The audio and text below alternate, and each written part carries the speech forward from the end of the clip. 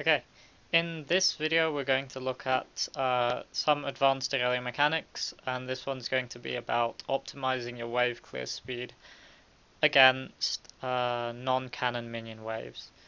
The first example is going to be level 10 with only one longsword, and the second example is going to be three longswords and level 12.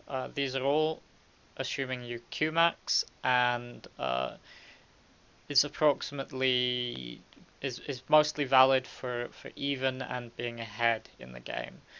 As if you're behind, you might be lower level relative to the timer in the game, so the damage values may vary. But yeah, so let's get into the first one. So in the first example, we have Triforce and a longsword. We're 15 minutes into the game at level 10.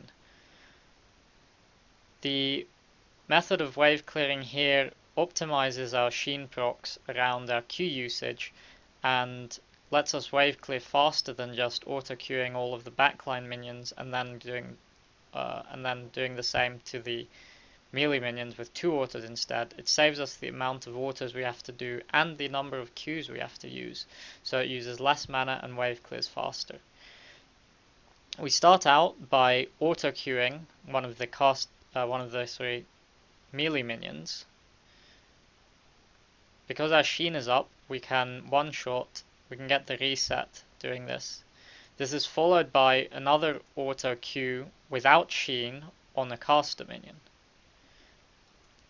After this, we auto again, and our sheen is up again to let us queue to the third caster minion that we have not hit yet.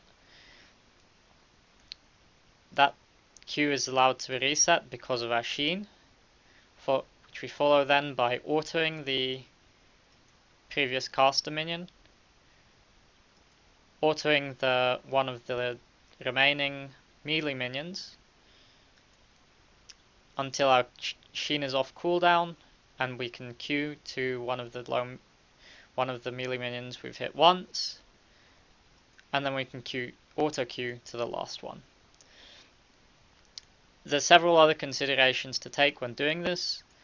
Your Q usage is based around your auto attacks. You're not queuing the first available queue, you're always queuing as an auto queue. This basically minimizes the amount of times we're queuing during this wave clear, reducing our overall mana usage. The second example puts us at 18 minutes into the game with level 12 and 3 longswords. This will allow us to Q reset on a caster minion without a sheen proc. This changes the way we wave clear slightly because we can be more liberal with the timing of our Q and our sheen, and we can save our sheen queues for the melee minions. Here we start out by auto queuing a melee minion. This is the same as previously. This still gives us the Q reset. Then we follow by an auto to the second melee minion. This is where we start doing it differently, and a non-sheen Q to one of the caster minions. We follow this by an auto to the second caster minion, and then by a sheen Q back to the melee minion we hit previously. Then we auto the last melee minion, followed by queuing to the last caster minion, and followed by auto queue to kill the rest of the minions. Here in this clip, it's not exactly perfectly played because I actually auto several times on this caster minion. I could have simply queued to the caster minion here immediately, followed by an auto and a queue back to this one, which would have saved me about 1 second in this situation. Overall, relative to auto queuing all of the caster minions followed by auto queuing all of the melee minions, we save several seconds on each minion wave.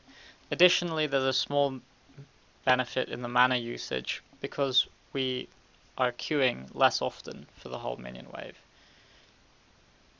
In the next video we'll look at specifically for wave clearing cannon minion waves, and we'll also look at wave clearing minion waves with larger number of casters. And then after that we'll look at wave clearing with different situations, such as when you have Titanic AoE.